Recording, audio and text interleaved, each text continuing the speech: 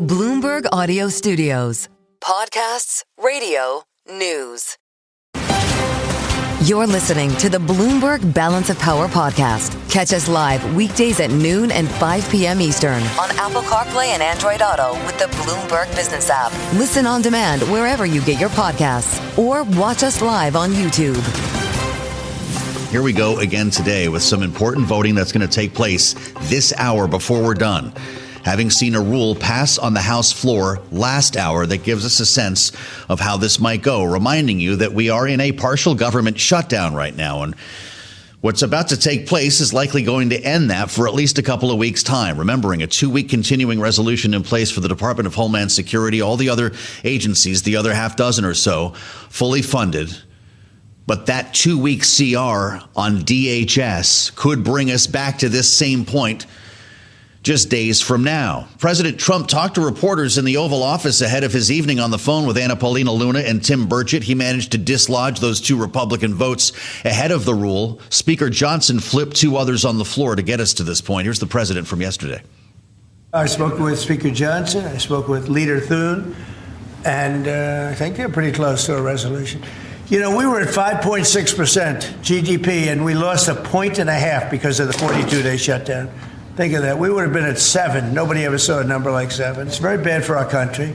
But despite that, we have the highest numbers we've ever had. I spoke with Senator Schumer numerous times, and I don't think they want to see a shutdown either. Let's bring in Bloomberg's Washington correspondent Tyler Kendall, who's on a chilly North Lawn right now, waiting for the rest of this to take place. Tyler, it's good to have you back with us. The president has what he likes to call signing time on the schedule for later in the day. Is he expecting to or hoping to sign this bill? Well, he definitely would like to, Joe, because as we've heard from President Trump before, he is hoping to end this partial government shutdown as quickly as possible, as we've already started to see some of the impacts pile up, including the delay to the BLS's jobs report that was set to be released later this week. The thing is, President Trump is personally involved now as these negotiations are heading towards their final vote. As you mentioned, we have already cleared that key procedural hurdle, so this is looking very likely for later on this afternoon. And the president picked up the phone directly, calling some of these holdouts in order to make the deal, because keep in mind, this really was only negotiated between the White House and Senate Democrats, which means the House didn't really have a say in how things ultimately ended up happening. And that's why we started to see some of those last minute wrinkles. And while it looks like there appeared to pass this package now that would fund the majority of agencies through September 30th, the fiscal year, but keep DHS funding only through February 13th, the work is still cut out ahead of them, particularly when it comes to the House, because now we're going to be on this clock, this timeline, only 10 days to reach a deal on full fiscal year funding for the Department of Homeland Security, but also what potential curbs to immigration and customs enforcement is ultimately going to look like, since we know some Republicans, including House conservatives, have balked at some of the demands from Democrats, including new requirements when it comes to warrants and a prohibition on federal agents wearing masks. So, Joe, we should say that we did see some perhaps bipartisan movement yesterday, applaud from both sides of the aisle, when the DHS Secretary Kristi Noem announced that there would be using body cameras on the ground in Minneapolis. But Democrats say they still want to see those changes codified in federal law. Yeah, I'm glad you mentioned all of that, Tyler. We spoke with Senator John Cornyn a little bit earlier today, and he's a non-starter on all of these. He called the unmasking of federal agents an insult to their professionalism, noting, to your point, Kristi Noem is going to have body cameras in place beginning in Minneapolis. Do we know where the administration stands on these other angles? Where is the president on masking? Has he ever said that? This is going to be a critical question. Now, yesterday he was asked specifically about body cameras, and he did applaud that move. But, Joe, we're going to have to see how the contours of a potential deal ultimately come together here, because, as we mentioned, this is a very short timeline. It's going to be hard for everybody to get ultimately what they want out of this. And we know that Senate Minority Leader Chuck Schumer is speaking directly with this White House and is in a pretty precarious position right now within his own party, as he has been leading these negotiations. So we're going to be watching for clues over the coming days on how House Democratic leader Hakeem Jeffries gets roped into this, to see what Democrats in both chambers are going to be willing to compromise when it comes to the future of curbs on immigration enforcement, considering that we know that this is a big pillar of the Trump administration and what Republicans would like to run on as we head into the midterms. It is going to be contentious, no doubt. Well, this is why a lot of Republicans, by the way, were saying 2 weeks was not enough procedurally. I believe it was Patrick McHenry who said on Friday they need a deal by the end of this week to get that done by the end of next week. Just the procedural elements that go into all of this. Hey, Tyler, I'm looking at the president's schedule today. He's in the building right now, unless you can tell us they wrapped the meeting with the president of Colombia. No press inside? Do we know what they're doing? No press inside. The Colombian President Petro arrived here around 11 a.m. Eastern, so we're looking at a meeting that's going over 2 hours, it appears at the moment, behind closed doors. And this was a highly anticipated meeting between the two leaders and was seen as a potential reset for relations after tensions have really escalated over the past few weeks. Of course, as you well know, the Colombian president has been highly critical of the U.S.'s operation to capture Nicolas Maduro, and President Trump himself hasn't ruled out the potential for military intervention in Colombia, as he is urging the country to stem the flow of illicit narcotics into the U.S. I'll also add that on the table is that the U.S. had decertified Colombia as a trusted partner when it comes to curbing illicit drugs and has lobbied sanctions aimed directly at Petro from the U.S. Treasury Department. So there's a lot that could be on the table today. We did get a readout from the Colombian government side previewing what they hope to talk about in the meeting, which includes trade, infrastructure, migration, security, and then interestingly enough, relations with China and Venezuela. So there is a whole lot on the table that they're probably discussing behind closed doors right now. Fascinating. I can't wait to hear about the readout. If they do let reporters in, Tyler will be in the Oval Office, and I'll be deeply curious to follow you in there, Tyler. On the, of course, behalf of our audience, we'll stay close to Tyler Kendall at the White House. The president on Truth Social just last evening, I am working hard with Speaker Johnson, he wrote, to get the current funding deal, which passed in the Senate last week, though he says through the House and to my desk, where I will sign it into law immediately. We heard from Speaker Johnson a short time ago before that rules vote. Here's what he said. We have 2 weeks now to negotiate in good faith on both sides. The White House and Senate Democrats are going to engage in that, but the House Republicans are as well. We have to make sure we maintain the important parameters here. We can't go down the road of amnesty. If the Democrats do insist on keeping the government shut down, their pointless obstruction is going to have no effect on border security, which we have done, we've secured, or immigration enforcement. We bring in a voice from Speaker Johnson's Republican conference. Congresswoman Erin Houchin is back with us, Republican from Indiana's 9th District. Congresswoman, it's good to see you. I know it's a very busy day, so thanks for sharing some time with us here on Bloomberg TV and radio. We understand the vote on the underlying bill will take place before this hour is out. Can you give us a sense of what the timeline looks like here, and are you a yes? Yes, I will. Thank you. I will be a yes vote on the package. I think the president and the speaker have worked very hard to not only get all of our appropriations past the House, but also working with the Senate to try to get this done. I think you'll see here shortly before the end of the hour, you will see that Republicans will be voting for this appropriations measure. We probably will see some Democrats vote for it, too. And we will get this bill on its way.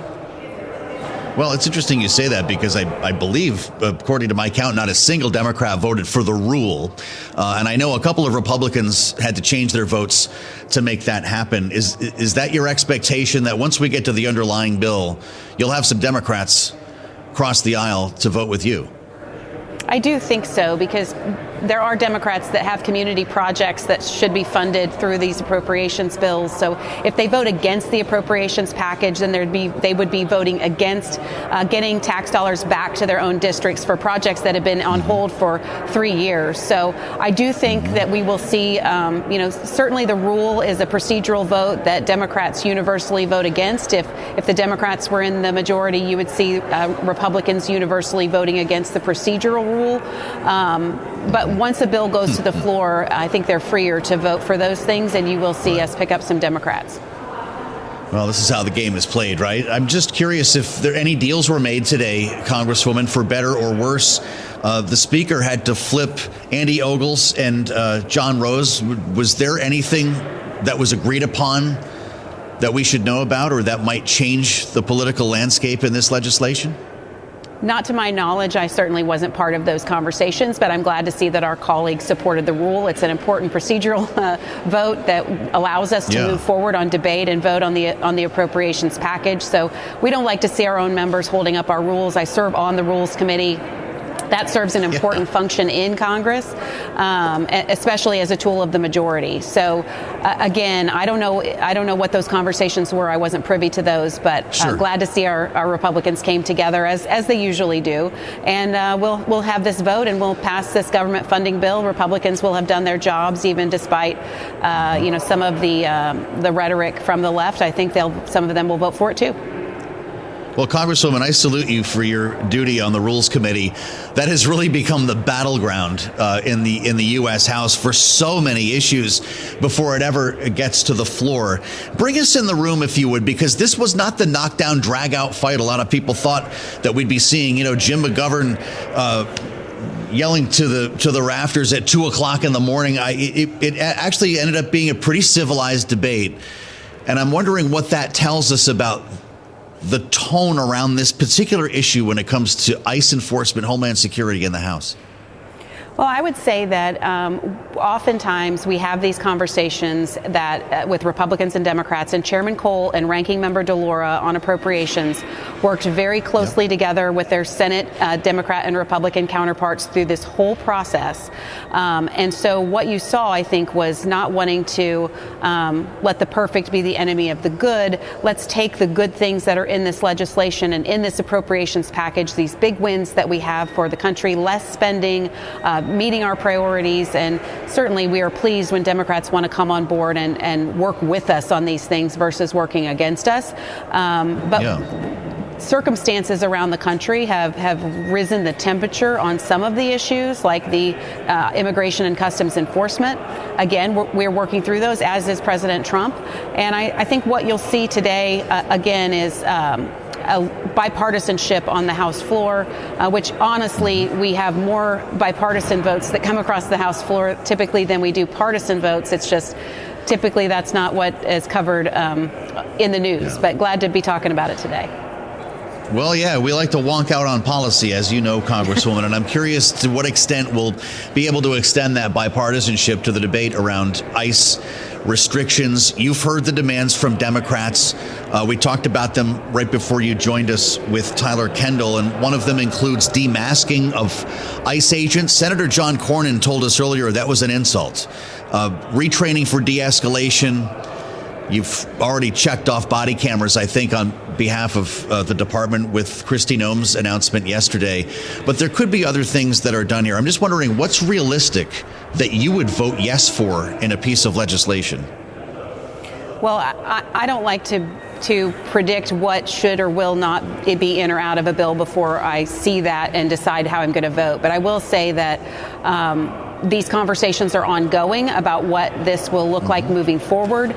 It is helpful when the state and local governments, as we have seen in other parts of the country, like in Washington, D.C. and in Memphis, even in blue areas of the country, there is cooperation with immigration and customs enforcement that has resulted in getting criminal illegal aliens who've caused harm to American citizens out of the country.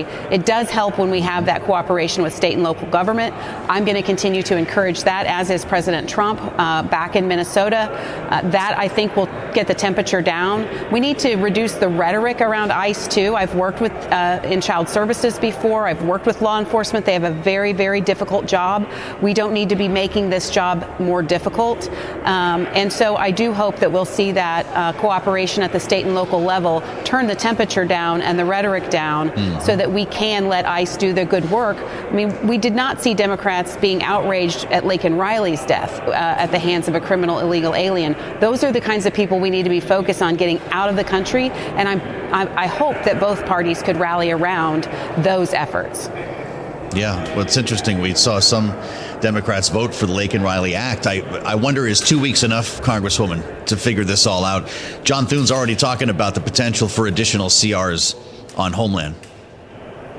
Well, one good thing is in the One Big Beautiful Bill, we did fund border security and immigration and customs enforcement. So when the speaker says that this is a performative fight for the Democrats, that's not that's certainly correct. We've already done that funding, so that's going to be funded no matter what we do. But a no vote would put FEMA at risk. It would put the Coast Guard at risk and TSA at risk of not having funding, which I hope that our Democrat counterparts would not want to see happen. So when we're having these debates, there's always a lot of moving parts. As you say, you like to geek out on these policy provisions, and we're always working on how we can come to an agreement. When we have this bill, this big package, is it 2 weeks enough? Probably not. I think we probably need more time, but we will get there, as Republicans always do. Well, it's great to spend some time with you, Congresswoman. It sounds like there's going to be a vote about a half an hour from now. Is that accurate? Yeah, about 1:40, I think, is when we're supposed to have the vote in mind. So be watching for hopefully a passage of our appropriations bills. And we'll be ready to geek out with you anytime. Thanks for spending some time with us, as always. Erin Houchin, Congresswoman, Republican from Indiana, with us live on Capitol Hill. As we anticipate then, you just got it straight from the source. 1:40 p.m. Eastern time is what we expect on a vote here on the underlying bill. That would mean the president signs, presumably in his signing time, a couple of hours from now at the White House. The government's reopened by the time you get home for dinner. So this could happen very quickly here, following a bit of cajoling that needed to happen on the rule last hour. We're going to play this to the panel coming up. Bloomberg Politics contributors Jeannie Sheehan Zaino and Rick Davis are with us as we consider the idea of regular order. Not so much this time around, but a government that'll be reopened. Stay with us on Balance of Power. We'll have much more coming up after this.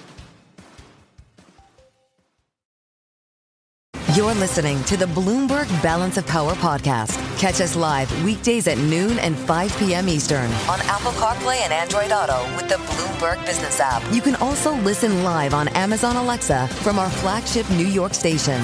Just say, Alexa, play Bloomberg 1130. What is happening with Bitcoin?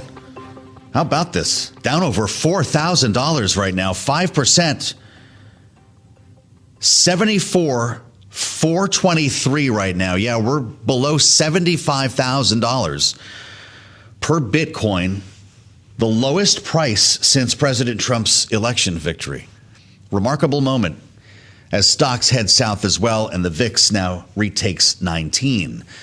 I guess Washington isn't helping, because we do have a vote about 20 minutes away here, as we just learned live on the air following a rule vote last hour that passed in a squeaker.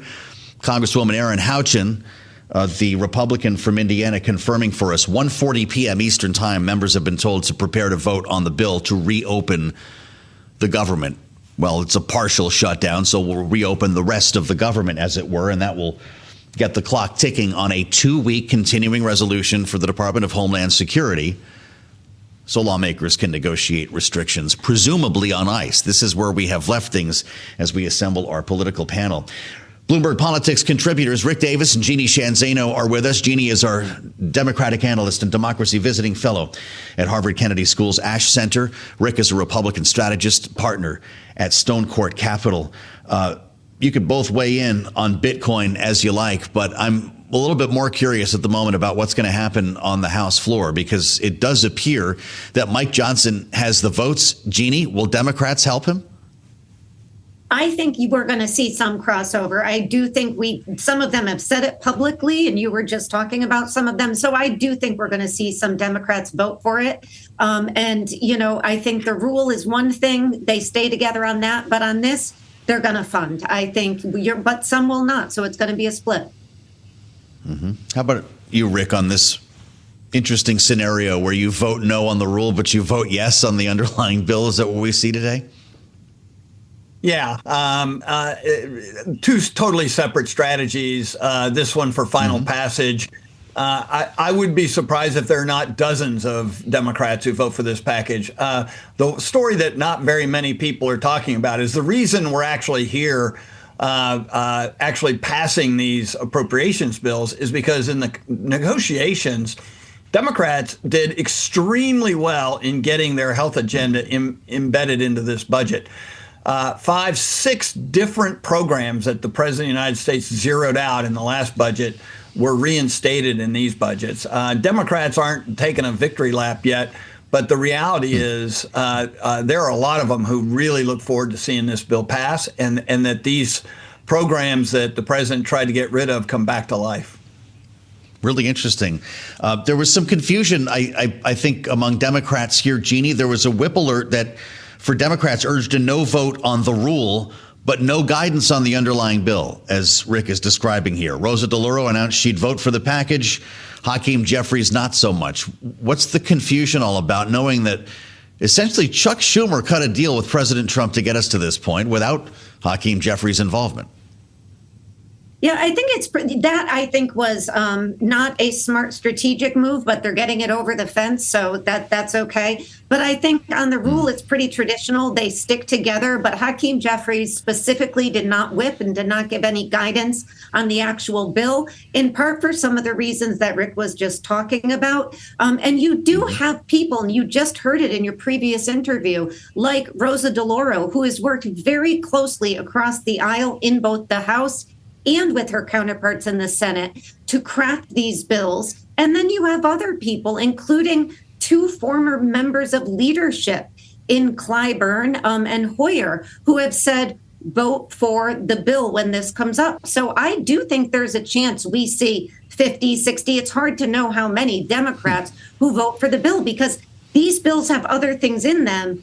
Even though they don't have what Democrats ultimately want as it pertains to ICE, they do allow this, 10 days now for them to negotiate that out. Yeah. Rick talked about some of the victories that Democrats have scored in these bills that we maybe haven't heard so much about. One of them might also be what's not in this bill, Rick. That's the SAVE Act, this voter ID legislation that Anna Paulina Luna and Tim Burchett were on the fence over here. They were not going to vote yes till President Trump cut a deal with them. Apparently, there is some understanding that there will be a separate vote on the SAVE Act. To what extent could that see the light of day after this?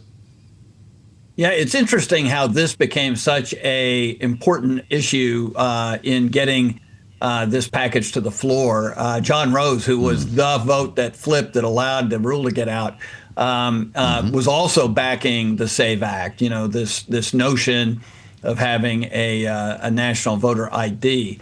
Much more popular amongst MAGA voters in the House of Representatives than what we've got in the United States Senate with the Republican Party. But at the end of the day, promises are being made in the House for a vote. Highly unlikely that Johnson's going to have the votes to pass that, as we've seen in this instance. 2 and you're done. My guess is there are a couple of Republicans who will unlikely vote for this in the House of Representatives, stopping the momentum for it. And I would say close to dead on arrival in the Senate, only because you need a passel of Democrats, 5 to pass it, and you're not going to get those. So it's a bit of an exercise. If there's a performative aspect of this budget, it's this one issue. And I guess they think it's good politics at home, but it's unlikely to become law. You agree with that one, Jeannie? The SAVE Act is something that's been getting a lot of talk on social media. It's not often where I have people randomly kind of asking me about, what are you hearing about this? This is something that's grabbed the attention of a lot of people when it comes to voter ID. It has. And, we even heard Ron Johnson say, well, if Democrats are going to demand things on ICE, then we're going to demand things like ending sanctuary cities and passing the SAVE Act. And so it is on both, in both the House and the Senate. You're hearing about it. I don't think it has a chance in heck of getting through the Senate, because I can't imagine you're going to get Democratic votes on that. And also, given what has happened in just the last few days, in terms of the president yesterday, as we talked about, calling for nationalization of elections in the United States, at the raid the other day in Fulton County in Georgia. These kinds of things, the demands by the DOJ for voter rolls, are making it very difficult for Democrats, and I'm certain some Republicans in the middle, to allow for a movement forward on any kind of nationalization of voting. And while process-wise, of course, if the Congress passes and the president signs, that's okay. But there is a huge concern here going into the midterm that the president is working because he is deeply concerned that the Republicans are in really big trouble when it comes to the election. And of course, the polls now suggest if something doesn't change in the next 10 months, he's in deep trouble, and there's concern he's going to take steps to ensure that he's got some control over this, and that involves centralization and nationalization of voting. Jeannie's referring to comments the president made on the Dan Bongino program yesterday. The former deputy FBI director is back on his show or podcast, whatever we call it. We should take over the voting, he said, Rick. In at least 15 places, the Republicans ought to nationalize the voting. This is obviously not something that is out of the conservative gospel when we consider states' rights and, in fact, the United States Constitution. John Thune weighed in on this, Rick. He was asked about the SAVE Act and what the president said about nationalizing elections. He said, I'm supportive of only citizens voting, showing ID at polling places. I think that makes sense, which is what the bill under consideration would do. But I am not in favor of federalizing elections. I think that is a constitutional issue. Did he just put this to bed? Yeah, I think he put it to bed as far as any legislative effort. But you really wonder what this administration is willing to do on its own, right? We've seen them stretch the roles of the presidency to assume many traditionally roles of Congress. And so I don't think that will slow the White House down. They're going to continue to talk about these issues. I wouldn't be surprised that the Fulton County investigation and the DOJ grabbing their ballot rolls, that could likely happen in other places. It's certainly not the only place that the president complained about the outcome of the election in 2020. And look, we've been hearing about this since 2020. I suspect we're going to be continuing to hear about it all the way through 2028. How this can impact the midterms is a little bit questionable to me, because it seems too late to actually enact any kind of voting activity that that would be considered federalizing the act of voting, which is clearly what the president is attempting to do. Doesn't do him any good if it's after the midterms, because he won't be on the ballot, and it will have resulted in probably a negative connotation of voters. I mean, this does have an impact on how people feel about the president, the Republican Party, and voters. And when we turn the party upside down and say one day we're for states' rights, but the next we say we're only for states' rights and states I win, isn't a confidence builder to the American electorate. Spending time with Rick Davis and Jeannie Shanzano. There's been one other breaker. They came off Capitol Hill today, Jeannie, that I need to ask you about quickly before you go. And that's going to be testimony by Bill and Hillary Clinton. The House Oversight Committee has put dates on it, February 26 and 27. The chair, James Comer, quoted by the Oversight Committee Twitter handle. Once it became clear, he says, we would hold them in contempt. The Clintons completely caved and will appear for transcribed, filmed depositions this month, unquote. The Post says no one is above the law. What will Americans see when a former president, former Secretary of State sit down before the Oversight Committee?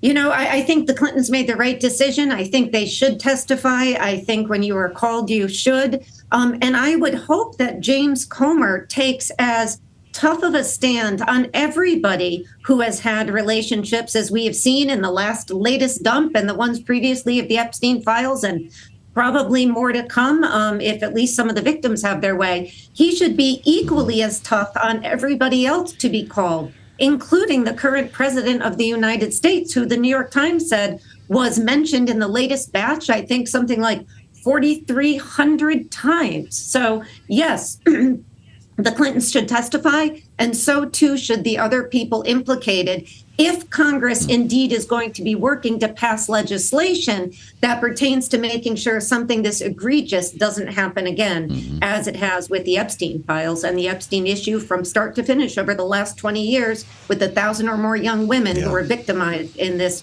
horrific situation. Great conversation, as always, with Rick and Jeannie. Thank you both. Bloomberg Politics contributors Jeannie Shanzano and Rick Davis with us here on Balance of Power. Stay with us on Balance of Power. We'll have much more coming up after this.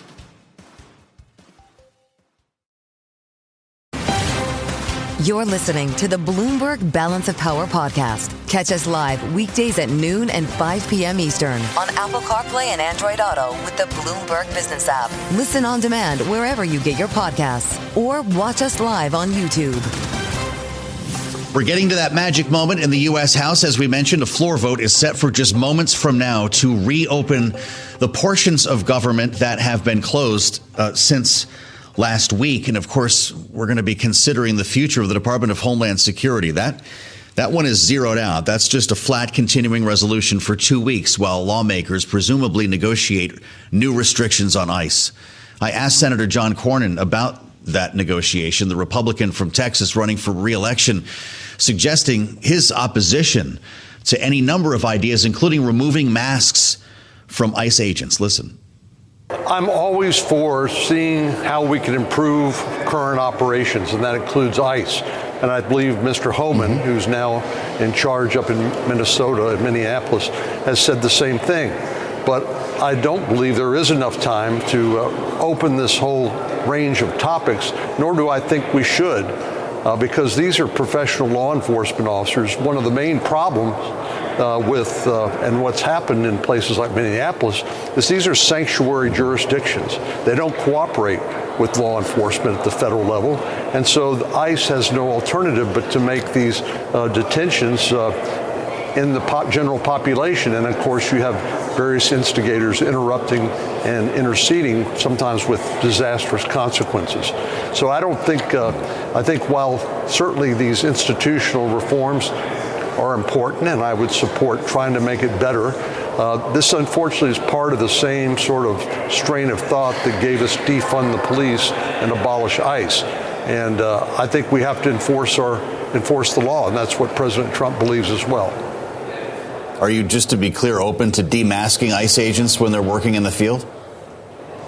I think that's an insult to ICE agents. We know that ICE agents are going to be targeted by some of these instigators, what I call really, they are essentially asking for anarchy, certainly chaos, because if we abandon the rule of law, that's all we have left. And so these ICE agents are being targeted by some of the anti-ICE instigators, and I think in some instances their identity should be protected. But this is just, to me, just a ridiculous request. Wow. Well, just to be clear, before we move on to some other issues here, Senator, following these two fatal shootings that we saw in Minneapolis, you don't feel any different about restrictions on ICE? Well, I think the main thing that needs to be done is that the Minneapolis and Minnesota needs to quit refusing to cooperate with federal law enforcement officers. You don't see this happening in Texas because when illegal aliens are apprehended for some state or local violation, they are routinely handed over to ICE at the jail and then subject to deportation. But when local law enforcement or state law enforcement in some of these sanctuary jurisdictions don't do it, ICE has no alternative but to try to go knock on a door and make an arrest when they believe they have an illegal alien evading apprehension. Excuse me. So I think, unfortunately, in both of these instances, these individuals did not cooperate with law enforcement, and unfortunately, when that happens, tragedies like this occur, which are regrettable. But I think the answer to it is for these sanctuary jurisdictions to cooperate with federal law enforcement so that federal immigration laws can be enforced, hopefully without these kind of tragedies occurring. There's the take from Senator John Cornyn. You can hear that full interview, by the way, on the late edition of Balance of Power. It starts 5 p.m. here on Bloomberg TV and radio. We can tell you the House has started voting right on time, as we mentioned, around 1:40 p.m. Eastern. And here we go with a live view of the House floor. This is the vote that would reopen the portions of government that have been left closed and a continuing resolution, a 2-week CR for the Department of Homeland Security.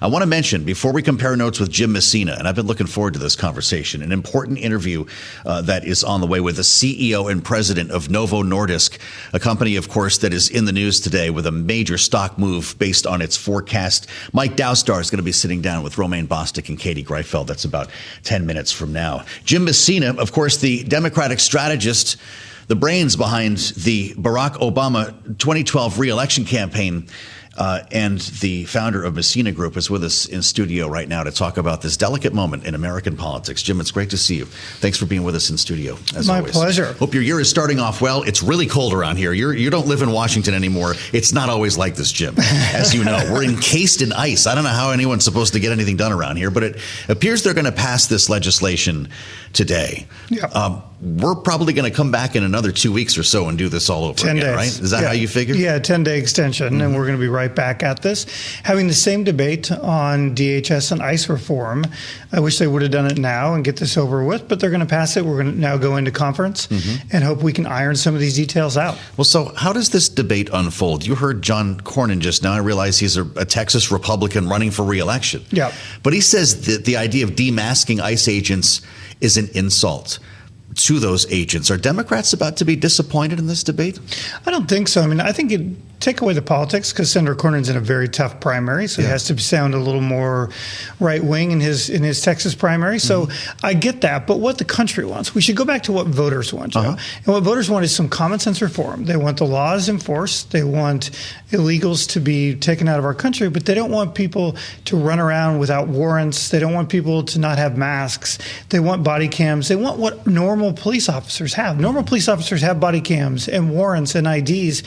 Why wouldn't we do exactly the same for ICE? Sure. You just wonder if there's going to be any motion in negotiations when we have a major lack of trust on Capitol Hill and a Congress that's happy to do CRs for the rest of the year. I mean, could we be in a perpetual homeland CR?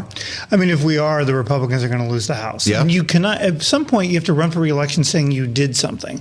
And you and I, who follow this every single day, couldn't pass a lie detector on what the Republican House has done. Oh, wow. That's quite a statement. I want you to listen to the newest member of Congress. Maybe you've met him. Maybe you helped him. A Democrat from Texas named Christian Menifee was sworn in last evening, elected over the weekend in a special, strident in his language about controlling these ICE raids. Here's what he said. You can't take something that was created and has been radicalized to this level that has harmed so many people and try to have minor reforms on it in a way that you think is going to protect people. I think that they are far past the line. And after folks are executed in the street, it's time to tear it down. Executed in the street. He said, tear it down to the studs. He used the words, abolish ICE. Is that going to be the mantra, or does that make you worry that it sounds a lot like defund the police? We should not abolish ICE. What we should do is real reform, some very common sense reform that Americans want. And that's really easy to do. You and I could write it out on a piece of paper right now and vote 2-0 and get this thing done. But I don't think abolishing ICE is the Democratic message, nor do I think it should be. You're going to be hearing members of Congress say this. How does that impact the debate as we go through the midterm cycle? This is an issue when it comes to immigration that helped re-elect the president, and it's one that has been dogging his administration right now. Do Democrats run the risk of screwing up the messaging?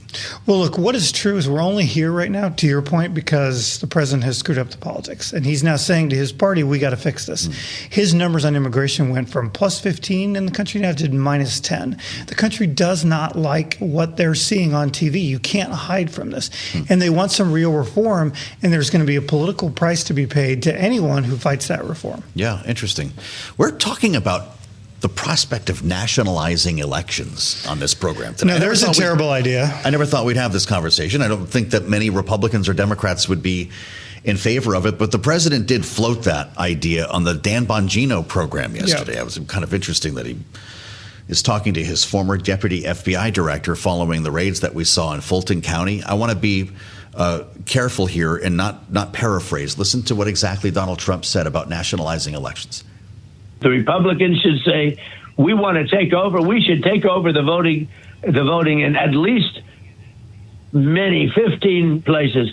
The Republicans ought to nationalize the voting. And we have states that are so crooked, and they're counting votes. We have states that I won that show I didn't win. What would happen if we nationalized our elections? And do you take him literally on this? Oh, I absolutely take him literally. He really wants to. I mean, he's the guy who said there wouldn't be another election if he got elected, right?